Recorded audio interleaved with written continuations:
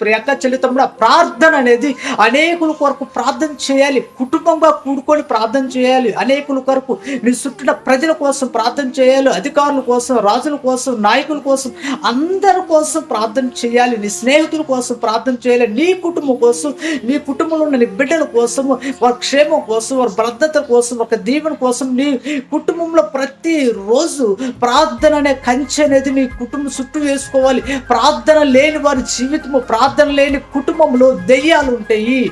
దెయ్యాలు సంచారం చేస్తూ ఉంటాయి. ఏ ఇంటిలో అయితే ప్రార్థన లేదు ఆ ఇంటిలో దెయ్యాలు ఉంటాయి. గొడవలు, గందరగోళాలు, ఆ అరుపులు, సమాధానం లేదు, నెమ్మది ఉండదు, ఆందోళన, కంగారు, ఎన్ని దెయ్యాలు కలగజేస్తే, దురాత్మ కలగజేస్తే ప్రక్రియలు ప్రియక చెల్లితంలో ప్రార్థన నీ జీవితంలో, నీ కుటుంబంలో ఉంటే నువ్వు దీవించబడతావు. ప్రార్థన నీ కుటుంబంలో, నీ జీవితంలో ఉంటే సమాధానముతో ఉంటావు.